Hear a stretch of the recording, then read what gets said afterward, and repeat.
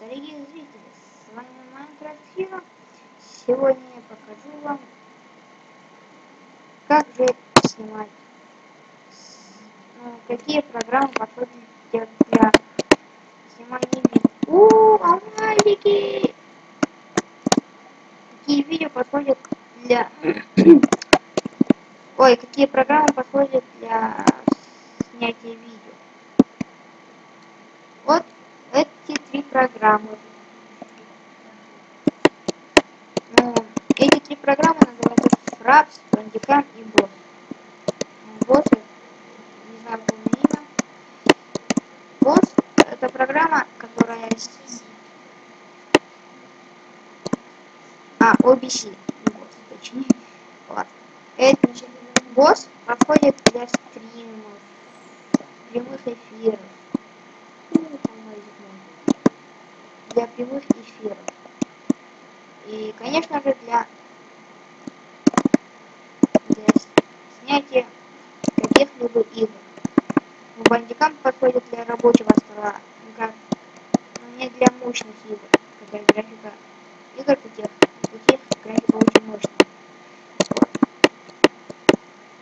А Fraps подходит именно для таких игр, для мощных. Fraps, когда снимает игры, точно воспроизводит хорошо. Воспроизводительность очень хорошая. А Bandicam, так, когда снимает, там размазня какая-то. И что-то там голос опаздывает, звук опаздывает, и наоборот. И игры не снимают. Такие Fraps противоположность Bandicam. Оно наоборот создано для таких игр. Так, Butterfly.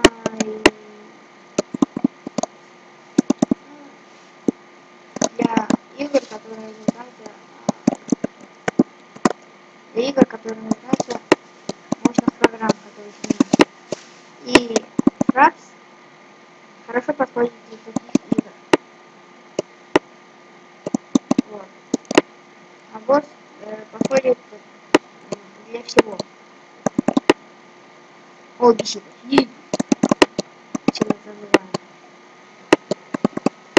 OBS создано для того, что когда вы с рабочего стола переходите для мощной игры, оно для такого. А Fraps и Bandicam, они когда... вот, хотел... Это интересно. Когда вы с Fraps'а снимаете, и вы переходите к рабочему столу, оно не успевает захватить видео. И потом опаздывает. Когда вы переходите, голос будет воспроизводить, но экран черный будет. Не будет опаздывать.